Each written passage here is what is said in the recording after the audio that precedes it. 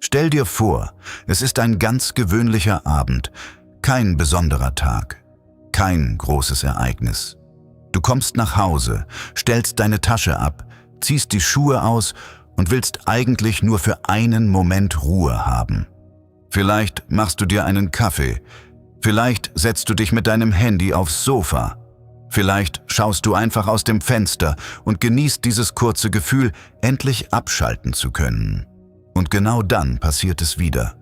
Eine Nachricht erscheint auf deinem Display, ein Anruf, eine Bemerkung, ein Satz. Etwas scheinbar Kleines. Etwas, das für andere Menschen völlig harmlos wirken würde. Doch in dir passiert sofort etwas. Deine Schultern spannen sich an. Dein Bauch zieht sich leicht zusammen. Und irgendwo tief in dir weißt du bereits, dieses Gespräch wird anstrengend werden. Vielleicht hast du dir vorgenommen, diesmal anders zu reagieren. Vielleicht hast du dir den ganzen Tag Mut gemacht. Vielleicht hast du sogar vorher überlegt, welche Worte du benutzen willst. Denn eigentlich willst du keinen Streit. Du wolltest nie Streit. Du möchtest einfach nur eine Kleinigkeit ansprechen, eine Grenze ziehen, etwas sagen, das dich schon länger beschäftigt. Vielleicht sagst du lediglich, kannst du mir bitte vorher Bescheid geben, bevor du Entscheidungen triffst, die mich betreffen? Vielleicht sagst du, ich brauche manchmal etwas mehr Raum für mich. Oder vielleicht äußerst du einfach nur, dass dich etwas verletzt hat. Doch plötzlich verändert sich alles. Das Gespräch bleibt nicht bei deinem Anliegen. Es springt sofort woanders hin. Auf einmal geht es nicht mehr darum, was gesagt oder getan wurde. Jetzt geht es um dich, um deine Persönlichkeit, um deinen Charakter, um Dinge, die angeblich schon immer dein Problem waren. Aus einer kleinen Bitte wird plötzlich eine Diskussion. Aus einer Diskussion wird Verteidigung. Und ehe du dich versiehst, erklärst du Dinge, die du ursprünglich überhaupt nicht erklären wolltest. Vielleicht hörst du Sätze wie, du übertreibst mal wieder. Oder, mit dir muss man wirklich aufpassen. Vielleicht sogar, früher warst du nicht so kompliziert. Und irgendwann erreichst du diesen seltsamen Punkt, den viele Menschen nur zu gut kennen. Den Moment, in dem du plötzlich denkst, Moment mal, wie sind wir eigentlich hier gelandet? Wenn dir das bekannt vorkommt, gibt es etwas Wichtiges zu verstehen. Viele empathische Menschen gehen in solche Gespräche hinein und glauben automatisch, dass beide Seiten dasselbe Ziel verfolgen. Verständnis, Lösungen, Harmonie. Sie glauben, dass beide Menschen versuchen, den Konflikt zu lösen. Doch genau hier entsteht häufig das eigentliche Problem. Denn manchmal befinden sich zwei Menschen im selben Gespräch, spielen aber vollkommen unterschiedliche Spiele. Während du versuchst, Verständnis aufzubauen, versucht die andere Person vielleicht nur, die Kontrolle zu behalten. Während du versuchst, Verbindung herzustellen, versucht die andere Seite möglicherweise lediglich, nicht die Verantwortung übernehmen zu müssen. Und wenn zwei Menschen unterschiedliche Ziele verfolgen, funktionieren normale Konfliktregeln plötzlich nicht mehr. Viele harmonieorientierte Menschen reagieren darauf fast automatisch. Sie erklären mehr, sie werden freundlicher, geduldiger, verständnisvoller. Sie glauben, wenn sie ihre Gedanken nur präziser formulieren, wird die andere Person sie irgendwann verstehen. Also erklärst du noch einmal, dann noch einmal, dann ein drittes Mal. Doch merkwürdigerweise scheint nichts besser zu werden. Warum? Weil zusätzliche Erklärungen nicht immer Klarheit schaffen. Manchmal liefern sie nur neues Material. Jede Erklärung eröffnet neue Angriffspunkte. Jede Rechtfertigung schafft neue Möglichkeiten, dich weiter in Diskussionen hineinzuziehen. Irgendwann merkst du, dass du dich gar nicht mehr in einem normalen Gespräch befindest. Du befindest dich in einer Endlosschleife. Deshalb brauchst du in solchen Situationen nicht unbedingt bessere Argumente. Du brauchst ein anderes System. Das Fundament dieses Systems besteht aus zwei Dingen: Distanz und Strategie. Distanz bedeutet nicht, dass dir Menschen egal werden.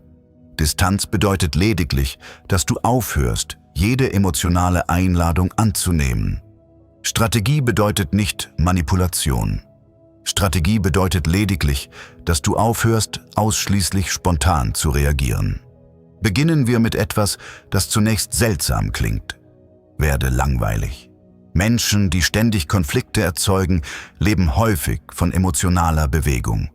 Sie suchen Reaktionen, Diskussionen, Rechtfertigungen, Verteidigung. Nicht immer bewusst, aber erstaunlich zuverlässig. Stell dir vor, jemand sagt absichtlich etwas Provozierendes. Früher hätte das vielleicht funktioniert. Früher hättest du vielleicht erklärt, diskutiert oder dich verteidigt. Doch diesmal passiert etwas anderes. Jemand sagt, du denkst auch immer nur an dich. Und du antwortest lediglich, verstehe, mehr nicht. Keine lange Erklärung, keine Rechtfertigung, keine Diskussion.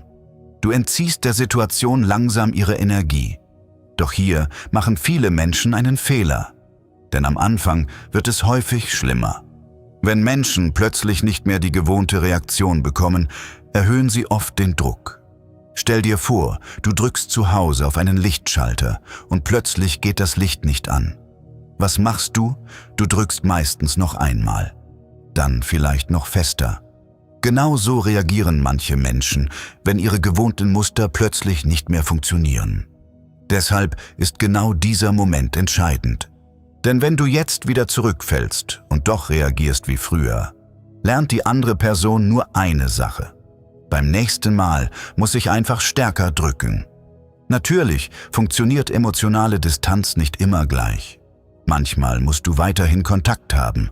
Vielleicht sind es Kollegen, Familienmitglieder, Menschen, denen du nicht einfach aus dem Weg gehen kannst. Dann brauchst du keine völlige Distanz, dann brauchst du Neutralität. Stell dir vor, jemand schreibt dir, wie typisch. Natürlich kümmerst du dich wieder um nichts. Früher hättest du vielleicht sofort erklärt, warum das nicht stimmt. Heute antwortest du vielleicht einfach, die Reservierung für Freitag steht. Gib mir bitte bis morgen Bescheid. Du reagierst auf Fakten, nicht auf den Angriff. Genau dadurch verliert Drama oft seine Wirkung. Doch was ist mit Menschen, die dir wichtig sind?